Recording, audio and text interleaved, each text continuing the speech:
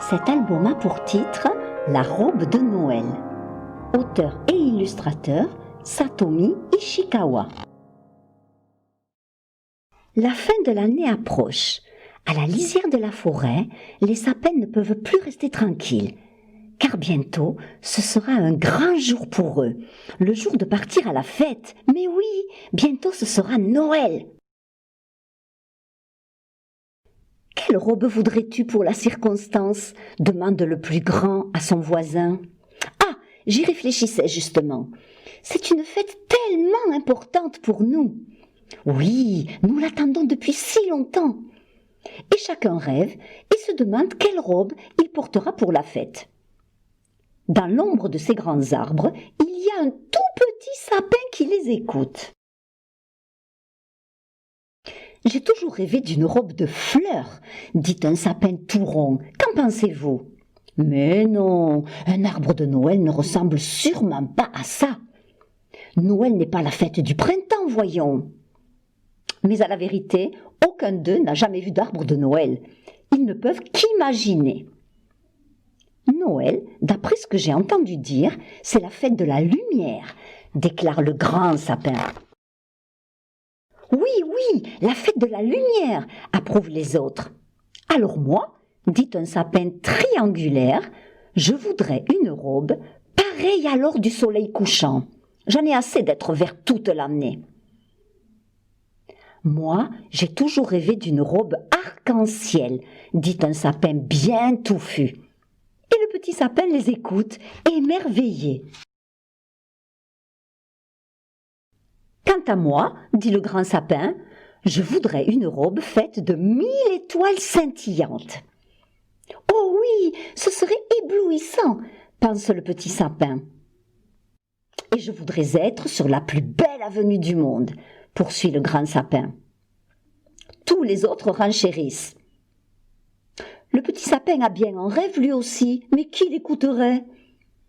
Personne ne me demande mon avis, songe-t-il tristement. Un beau matin, le petit sapin entend un bruit de voiture, puis de terribles grincements qui le font frémir des racines jusqu'au bout des aiguilles. L'horrible bruit s'arrête, puis il recommence, il s'est rapproché. Le petit sapin tremble de toutes ses branches. Voilà que soudain le ciel s'ouvre, et le petit sapin voit tous les autres partir sur un camion vers un monde inconnu. Et évidemment, ils m'ont oublié. Ils sont partis sans moi. C'est insupportable, dit-il rouge de colère. Même cet horrible bruit, je le supporterais si seulement je pouvais partir moi aussi. Il se débat de toutes ses forces, mais il n'y a rien à faire. Quel malheur de rester planté là. Il se sent seul, abandonné. Mais soudain, une voix s'élève. « Tu n'es pas seul ?» Le petit sapin regarde autour de lui et voit un grand arbre décharné. « Tiens, vous non plus, vous n'êtes pas parti ?» Et il pousse un grand soupir de soulagement. « Alors, quel est ton rêve, petit sapin ? Quelle robe voudrais-tu porter pour Noël ?» lui demande gentiment le vieil arbre. Le petit sapin est bien content d'avoir quelqu'un qui l'écoute. « Oh, moi, je rêve d'une robe toute blanche, comme un voile de lune.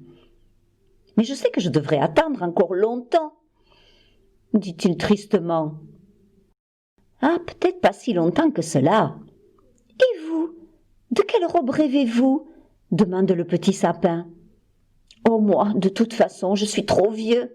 Mais non, il faut être patient et le jour viendra pour vous aussi, j'en suis sûre.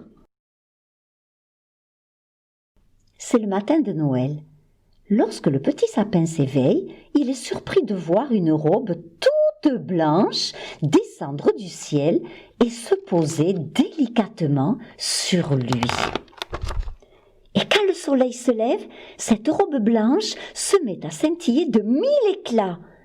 « Que tu es beau !» dit le vieil arbre. « Mais regardez, vous aussi !» s'exclame le petit sapin. Des oiseaux de toutes les couleurs se sont posés sur le vieil arbre et ils chantent de merveilleuses mélodies. Ça alors, c'est incroyable, c'est juste ce dont j'avais rêvé. Leurs chansons sont si délicieuses, mais quel cadeau de Noël! J'en étais sûre, chante le petit sapin, tout joyeux. Ainsi, ils passèrent ensemble le plus beau des Noëls.